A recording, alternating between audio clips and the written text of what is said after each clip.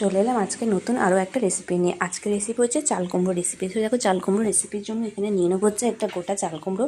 চাল কুমড়োটাকে ভালো করে ছাড়িয়ে নেবো আর একটু মোটা মোটা টুকরো করে কেটে নেবো। এই দেখো এরকম টুকরো করেছে, দিয়ে এরকম মোটা মোটা টুকরো করে কেটে নেবো। নিয়ে হচ্ছে যাবো রান্নার নেক্সট প্রসেসে। দেখো সব চাল কুমড়োটা কাটা হয়ে গেছে। এখানে নিয়ে নেবো কিছুটা সর্ষে, আর হচ্ছে তোমার সর্ষেটাকে একটু জল দিয়ে ভিজিয়ে দেবো। আর এখানে দেখো কড়ার মধ্যে দিয়ে দিলাম হলুদ, সামান্য সামান্য নুন দিয়ে চাল কুমড়োটাকে একটু ভালো মতো করে ভেজে নেবো। প্রায় 5 থেকে 10 মিনিট মতো ভালো করে চাল কুমড়োটাকে ভেজে নেবো, ভেজে তুলে নেবো। এই দেখো চাল কুমড়ো ভাজা প্রায় কমপ্লিট হয়ে গেছে। এখানে যে দুটো পেঁয়াজ আর কাঁচা লঙ্কা, তো পেঁয়াজটাকে কুচি কুচি করে কেটে ওই চাল কুমড়ো ভাজা কড়াতেই দিয়ে দেবো। দিয়ে নুন হলুদ দিয়ে পেঁয়াজটাকে একটু লাল লাল করে ভেজে নেবো।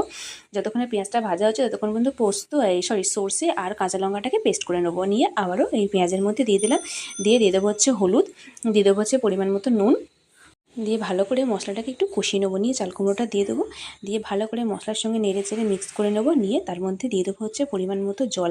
তো নুনটা আমার একটু কম মনে হয়েছিল, নুনটা আগে দিতে একটু কম হয়েছিল, তাই জন্য আবার দিয়ে দিলাম। দিয়ে দেবো হচ্ছে জল, দিয়ে ভালো করে ফুটিয়ে নেবো। নিয়ে নামিয়ে নেবো। হয়ে যাবে আমাদের চাল কুমড়ো রেসিপিটা। 10 মিনিট মতো ফুটিয়েছি, 10 মিনিট মতো ফুটিয়ে নিয়ে নামিয়ে নিলাম। এই দেখো হয়ে গেছে মাখা মাখা চাল কুমড়ো রেসিপি। আমার এই চাল কুমড়ো রেসিপিটা তোমাদের কীরকম লেগেছে কমেন্ট বক্সে জানিও। রেসিপিটা ভালো লেগে থাকলে অবশ্যই লাইক কমেন্ট আর সাবস্ক্রাইব করে দিও। আরও নতুন নতুন রেসিপি পেতে। চলো টাটা।